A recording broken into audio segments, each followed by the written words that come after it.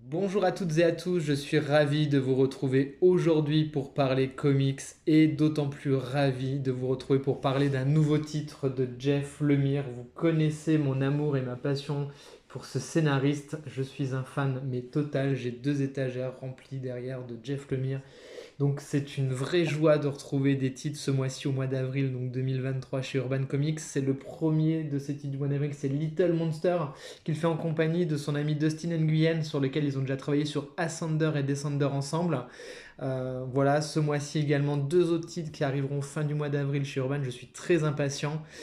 Et donc voilà, c'est avec grand plaisir que je me suis lancé dans cette lecture et autant le dire tout de suite, c'est un vrai régal. Little Monster, tome 1 en plus, est au prix de 10 euros pour prix de lancement jusqu'au 7 juillet, si je dis pas de bêtises. Donc franchement, 152 pages de lecture, du Jeff Lemire, du Dustin Nguyen, franchement, jetez-vous dessus parce que ça vaut vraiment la peine et je vais vous dire tout de suite pourquoi ça vaut la peine.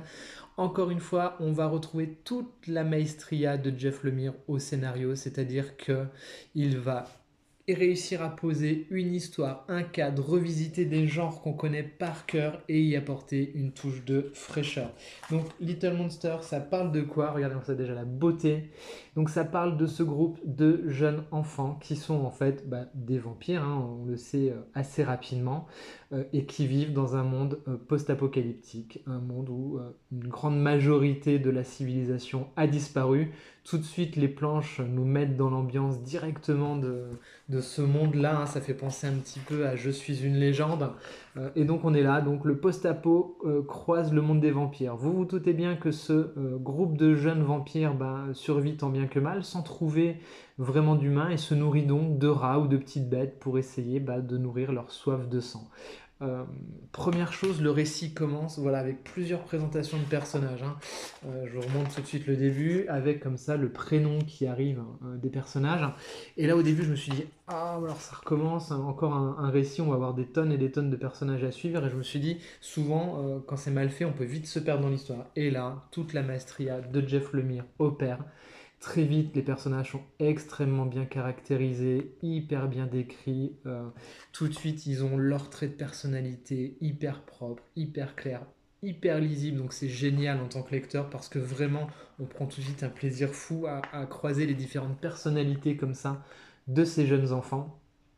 Et ce qui va se passer, ils vivent la nuit. C'est pour ça que vous allez voir, le comics est tout en noir et blanc. Et j'ai envie de dire, au-delà du noir et blanc, on est sur des nuances, hein. On va avoir de belles nuances de gris comme ça qui vont venir rendre le récit vraiment chatoyant, alors qu'on travaille essentiellement sur ces touches-là de couleurs. Et de temps en temps, une touche d'une couleur différente va apparaître. Un petit objet, le sang qui va être mis en lumière ou en exergue, et d'autres choses également, mais je vous laisse un petit peu la surprise également de la découverte dans le récit parce que c'est vraiment très bien mené, c'est joli, il y a des belles doubles lectures comme ça sur le truc. Donc voilà, on suit l'histoire de ce groupe de jeunes et un soir, avant de rentrer, il y a un des enfants qui se balade et qui a tendance à dessiner un petit peu sur tous les murs de la ville et du lieu où ils sont, hein, parce que donc ils ont un endroit où ils vivent et où ils dorment, mais donc ils peuvent se déplacer que la nuit, donc forcément ça les contraint dans leur distance de déplacement. Et puis elle a du mal à rentrer, mais tout le monde dit non mais t'inquiète pas, celle-ci elle s'est toujours débrouillée, c'est celle qui survit le mieux de nous tous. Et donc il y en a un quand même qui va à sa recherche, et là il va tomber sur un être humain et un adulte. Voilà. Et je vous spoile pas trop parce que ça apparaît assez vite dans le récit. Et il va goûter au sang humain, le premier sang humain.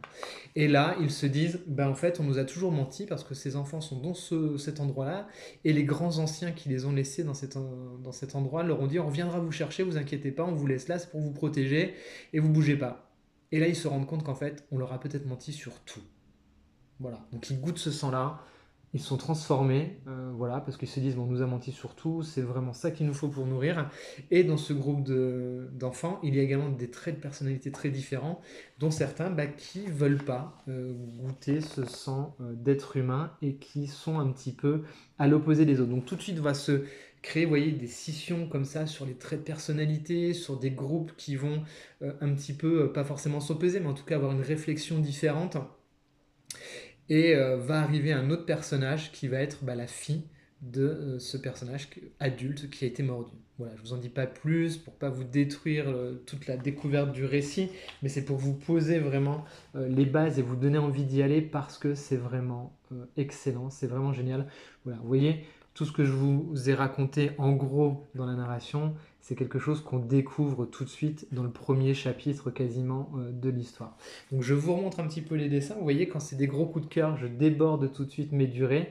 Et voilà, on va s'arrêter là, que je vous laisse vraiment le plaisir de la découverte parce que c'est du très très bon, c'est du grand Jeff Lemire, c'est du Dustin Nguyen avec un style un petit peu différent de ces pastels qu'on a l'habitude de retrouver. Mais vous voyez, c'est beau, c'est lisible, c'est simple, c'est efficace et pourtant ça parle de plein de choses. L'enfance, l'abandon, les adultes face aux enfants, la fin de la civilisation, enfin toutes ces thématiques de nouvelle fois abordées de main de maître par Jeff Lemire. Franchement, à 10 euros, jetez-vous dessus parce que Urban fait encore une fois un travail de qualité en termes d'édition et en termes de tarifs pour nous permettre d'accéder aux comics et de permettre au plus grand nombre d'accéder aux comics. Donc on ne peut que saluer encore une fois l'initiative. Donc voilà, dites-moi en commentaire si c'est un titre qui vous intéresse, si vous l'avez déjà lu. En tout cas pour moi c'est validé, survalidé et j'attends la suite avec une très très grande impatience. Et je vous dis à très vite. Bye bye.